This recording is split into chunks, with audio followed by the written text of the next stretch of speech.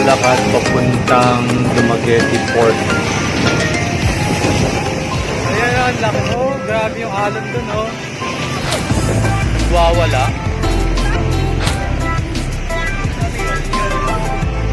Ganda naman nito. Okay, papasok na kami sa port. Pakita ang mga tickets with IDs. Tapos 15 pesos ang terminal fee.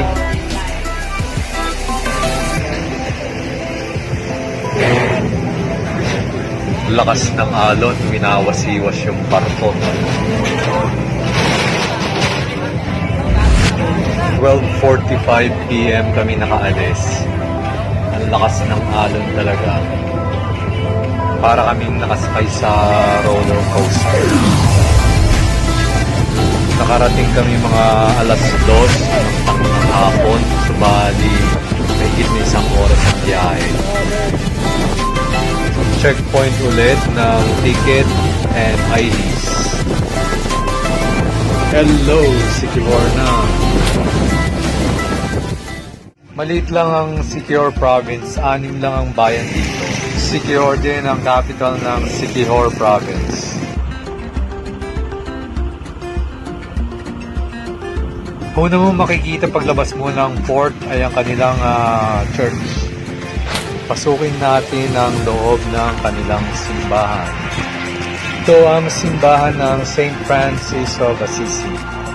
Simpleng-simple pero maganda siya. At di rin siya ganun kalaki. Pinatayo noong 1783, 1831 naman nung natapos.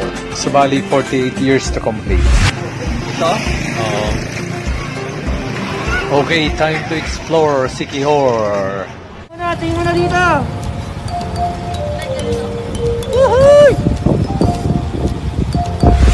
Ikutin natin ang buong probinsya ng Siquijor gamit ang rentahang motor or scooter. 350 pesos kada araw. Ito ang the best way para makita ang kagandahan ng probinsya na to. Actually, kung dire-diretso ang takbo mo, kaya mong putin ang buong probinsya ng kalahating araw. Pwede mong i-waste lahat ng mga attractions dito sa probinsya. Pero syempre, kada attraction, mag-stay ka naman ng matagal-tagal, kaya abot ka rin ng buong araw. Tabing dagat, bundok, mga kabayanan ang madadaanan ng napakaganda.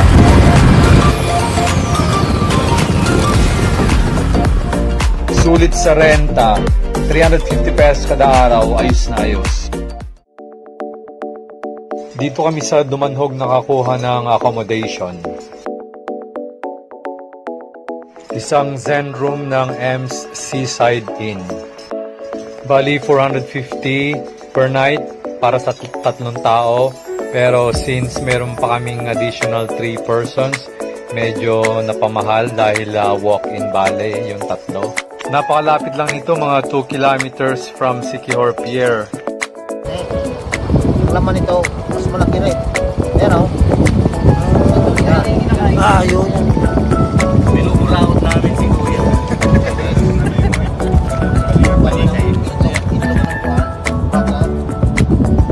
Masinsin yung buhangin dito, kaya pwedeng magmotor, pwedeng magpatakbo ng motor.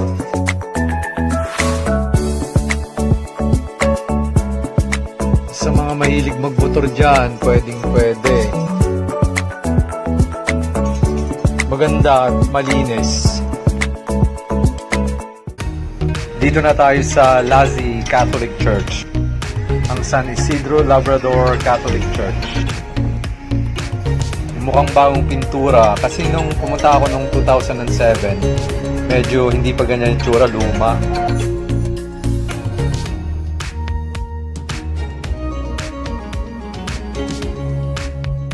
Ayan ang bayan ng Lazi. Nasa tabi rin siya ng dagat, kagaya ng mga ibang bayan dito sa Siquijor.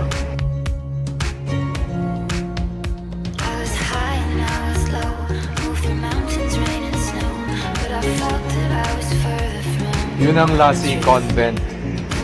Bali, katapat lang siya ng simbahan ng Lazi.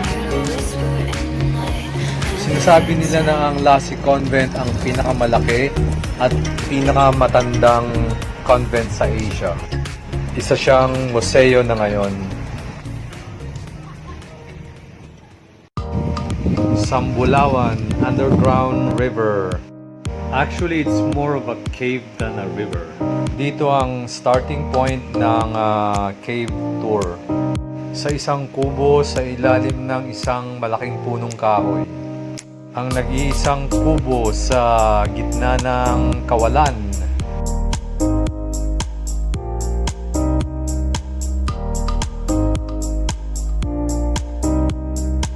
₱250 ang bawat isang tao.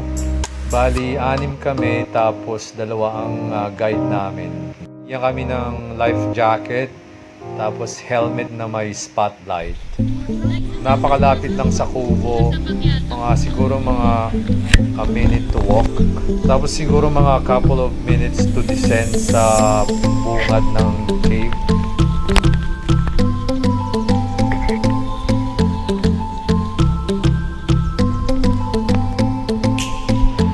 Tapos dito sa loob may pakaliwa, may pakanan. Isang paakyat at saka isang pababa. Wow! Na namin yung pababa, which is the wet part. Ito yung river part. Malalim yung tubig at saka makitid.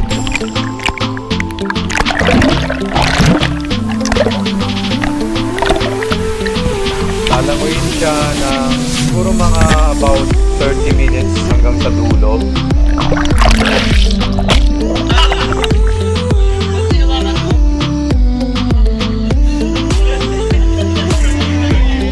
Tapos lang may pabalik sa pinanggalingan para akit naman sa dry part ng cave.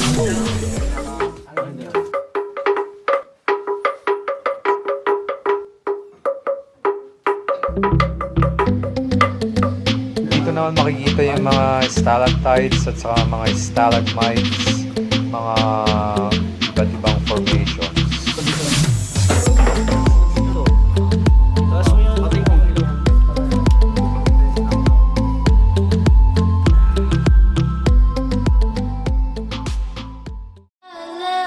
Ito na ang pinaka-highlight ng Siquijor Province. Ang pagkaganda-gandang Cambugahay Falls. Halos libre lang ang pumasok dito. Parang bayad na kami ng ₱20.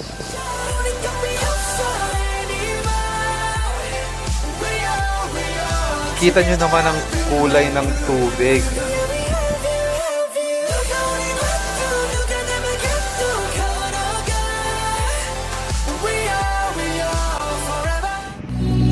Meron silang swing dive dito. 100 at swing na siya. Okay, chill muna. Napakaganda lang talaga dito. Namnamin ang kalikasan.